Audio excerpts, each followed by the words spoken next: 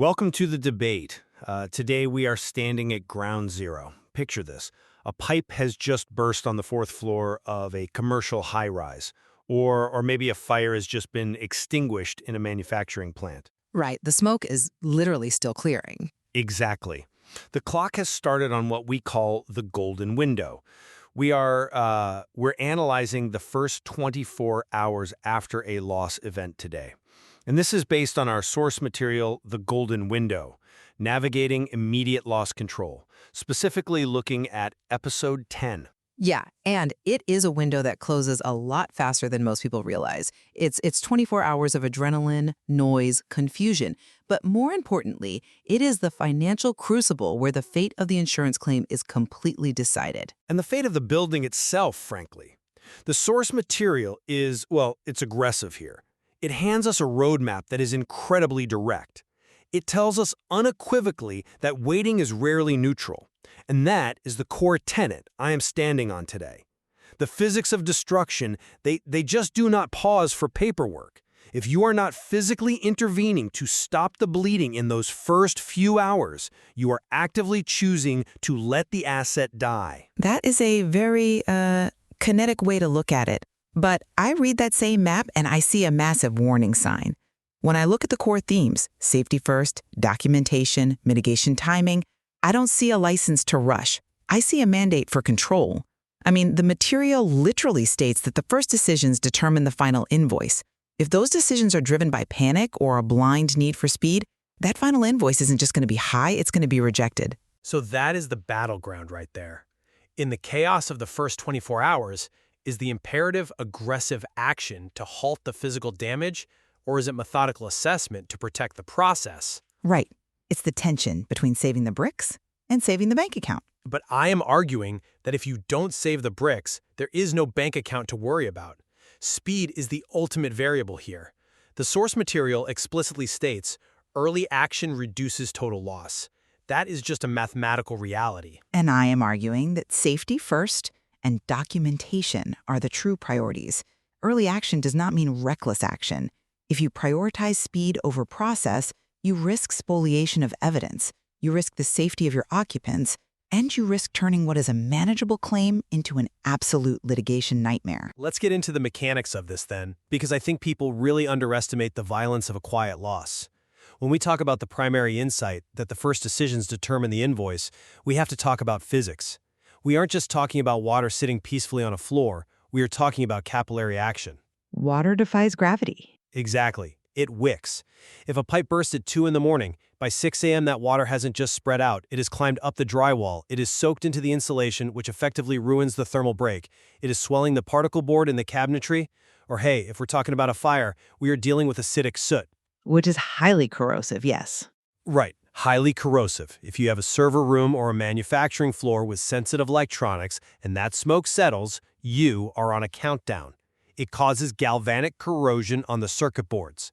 If you let that sit for 24 hours because you are, quote, documenting the scene, you aren't saving evidence, you are letting the equipment break itself. That is why waiting is rarely neutral. You aren't pausing the loss, you are letting the chemistry of destruction work overtime. I understand the physics, but you are treating the building like a patient in an ER, and I am telling you it is also a crime scene. In the insurance world, the building is the evidence, and this brings us to the concept of spoliation. Which is a legal term, but out in the field, it just feels like bureaucracy. Feels like bureaucracy until the check doesn't clear. Spoliation is the destruction or alteration of evidence. Let's take your burst pipe example. You rush in driven by this capillary action fear. You rip open the wall, cut out the section of copper pipe that failed, throw it in the dumpster, and you install a shark bite fitting to stop the leak. Congratulations, you stopped the water. You saved the drywall from wicking. I did my job. The bleeding is stopped. You destroyed the claim. The insurance adjuster arrives 3 days later. They want to know why the pipe failed. Was it a manufacturing defect? Was it a freeze-up? Was it corrosion? You say, gee, I don't know, I threw the pipe away. The carrier now has absolutely no ability to subrogate to go after the pipe manufacturer. Because you destroyed the evidence, they might deny coverage for the entire water damage claim. You saved $200 of drywall and lost a $50,000 claim. Okay, that is a nightmare scenario, I grant you. But flip it. Let's say I leave the pipe. I leave the water running. Or, fine, at least I turn off the main, but I leave the standing water because I'm waiting for a photographer or an adjuster to show up. Now that water migrates into the elevator pit. It hits the hydraulic pumps. Now I have a massive mechanical failure on top of a wet carpet. The invoice just went from carpet cleaning to elevator modernization. The source material says preventing secondary damage is the operational goal. Spoliation is a risk, sure, but secondary damage is a guarantee if you wait. But you are creating a false binary there. You're acting like the only options are destroy everything immediately or stand still and do nothing. The source material emphasizes documentation as a core theme because it allows you to act safely from a financial perspective. You can stop the water, you can photograph the pipe before you cut it, you can save the piece you cut out. That takes what, an extra 10 minutes? 10 minutes is fine in theory, but we both know how this industry works. It's never 10 minutes. It's waiting for approval. It's waiting for the safety officer to clock in. It's waiting for the adjuster to call back. That paralysis is exactly what the golden window warns against. Early action reduces total loss. If you are paralyzed by the fear of spoliation, you are going to lose the entire building to mold. All right, let's talk about mold. And let's talk about safety first. Because this is where your need for speed gets legitimately dangerous. The source material lists safety first as the very first item in the core themes. It's not third or fourth, it's first. And I would argue that in a disaster, mitigation is safety. Think about it. If a ceiling is sagging from water weight, that is a kinetic hazard. It's a guillotine waiting to drop. The safe thing to do is to get in there, poke a hole, drain the water, and remove the heavy, wet drywall. Leaving it up there while you fill out a job hazard analysis is unsafe. That is a very convenient interpretation, but it completely ignores the invisible hazards. You poke that hole in the ceiling to drain the water. Do you even know what year the building was built? Does it matter if the ceiling is about to fall on someone's head? It matters if that ceiling texture is asbestos. It matters if the paint is lead-based. If you rush in to mitigate the safety hazard of the water and you tear down asbestos-containing materials without containment under negative pressure, you have just contaminated the entire HVAC system. You have taken a standard water loss and turned it into a federal environmental hazard. That is not safety first. That is reckless endangerment. But that's a competence issue, not a speed issue. You can treat asbestos quickly if you have the right team on standby. But the golden window is defined by chaos. The source material explicitly warns us about what to avoid. It specifically mentions avoiding panic. And panic looks a lot like speed. It looks like just get it down, hurry. When you bypass the assessment phase, when you skip the step of checking the date of construction or testing for materials because you are terrified of secondary damage, you create a liability that is 10 times more expensive than the water damage itself. Okay, fair point on the asbestos. But let's look at this secondary damage concept deeper, because I think this is where the real fight is. The source material says waiting is rarely neutral. That implies that time itself is a corrosive element. I absolutely agree that time is a factor. It's the primary factor. Let's go back to our flooded warehouse scenario. You have humidity spiking. We are talking about psychrometry now. If you don't control the environment immediately, the relative humidity hits 90%. Hygroscopic materials, books, documents, wood furniture, they start absorbing that moisture right from the air. They don't even have to be touching the water to get ruined. They swell, they warp. Mold spores germinate in 24 to 48 hours. If you spend the first 12 hours assessing, you have bought yourself a massive mold remediation job. Look, I'm not suggesting we sit around drinking coffee, but I am suggesting that improper mitigation causes secondary damage that is far worse than a bit of humidity. Let's talk about air movement. The instinct for the speed camp is to get fans on the ground immediately, get the air moving, evaporate the water. Yeah, it's the standard protocol. Evaporation is how you dry a structure. Unless it's Category 3 water, unless it's raw sewage, or unless there is visible mold already present. If you walk into a basement that has had a sewage backup and you throw high-velocity air movers down to beat the clock, you are aerosolizing pathogens. You are taking E. coli and shooting it directly into the breathing zone of every worker and occupant in that building. That is secondary damage caused entirely by the bias toward action. You haven't mitigated the loss, you have spread it.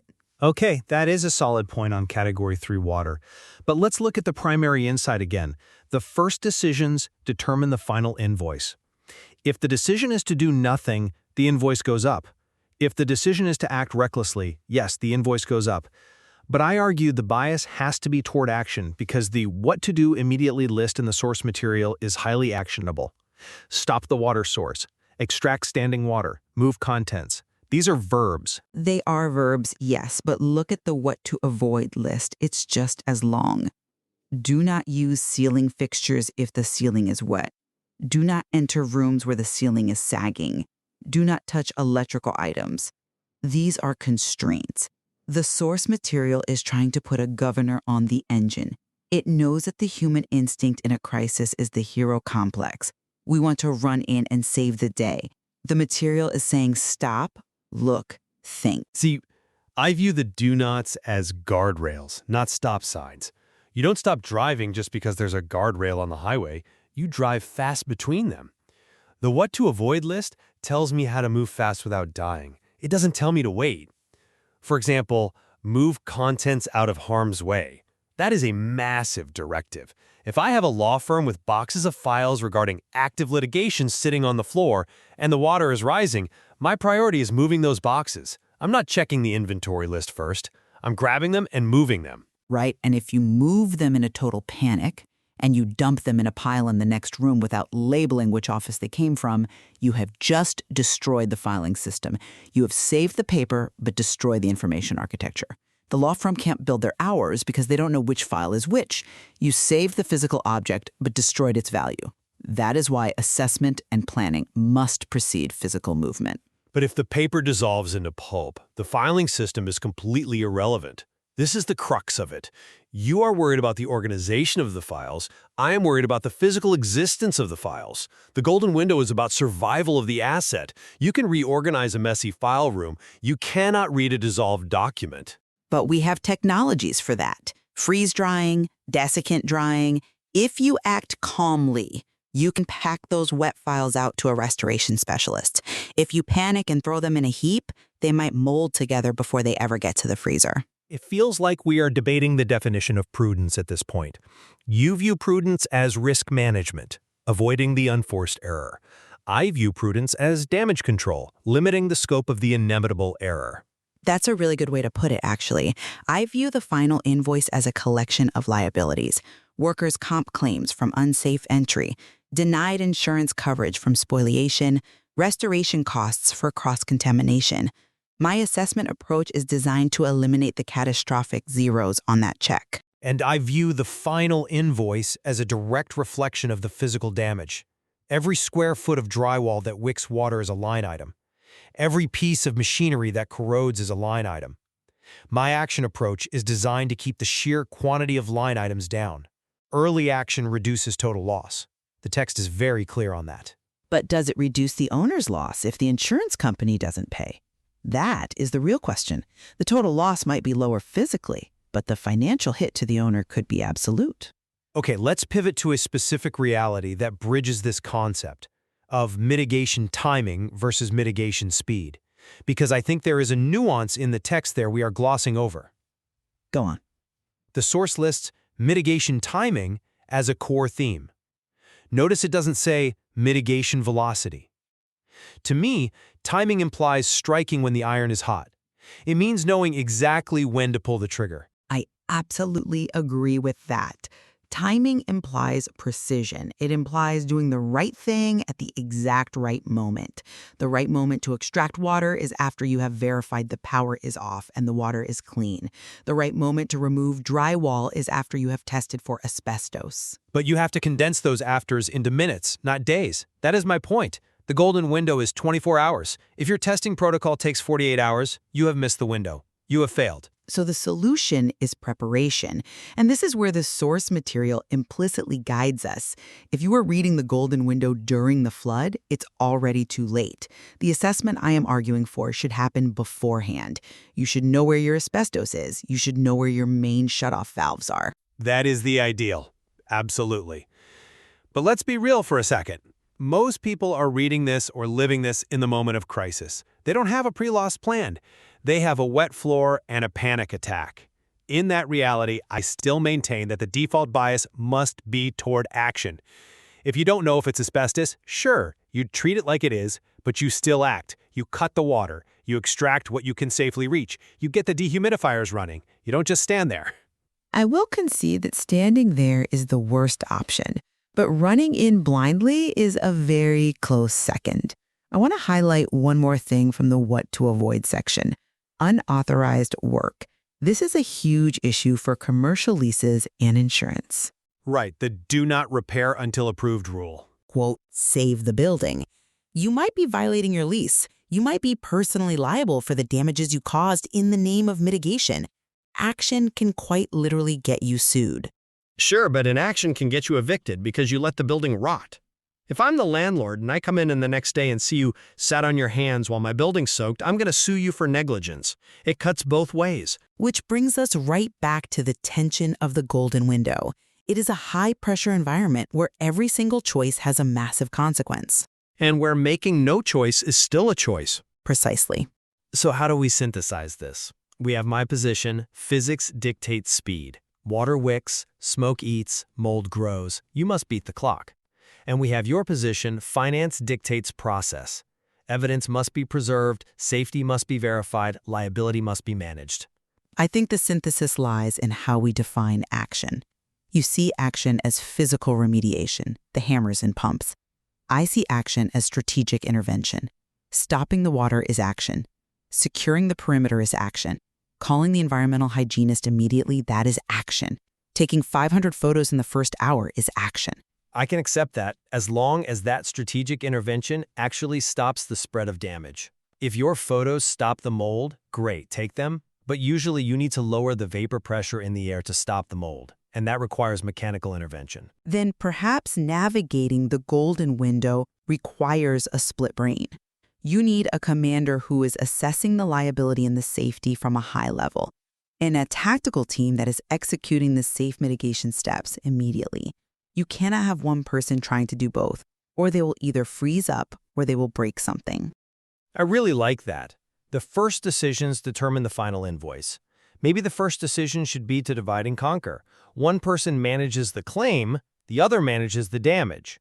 Yes, as long as they are constantly talking to each other.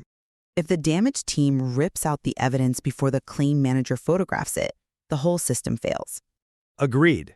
The key takeaway from the source material absolutely remains valid. Early action reduces total loss. But we have to qualify action as competent, safe, and documented action. Early intelligent action reduces total loss. I would sign off on that. It doesn't roll off the tongue quite as well, but it's definitely more accurate. The golden window is unforgiving. It rewards preparation and it punishes hesitation. But as you've pointed out today, it also severely punishes recklessness. It punishes anyone who doesn't respect the sheer complexity of the loss. It's not just water on a floor, it's a legal, financial, and physical event all happening at the exact same time. So to our listeners, the next time the alarm rings, ask yourself, are you grabbing the pump to stop the bleeding or the camera to save the claim? And remember, if you do grab the pump, make sure you aren't standing in a puddle next to a life outlet. Fair enough. Thanks for joining the debate.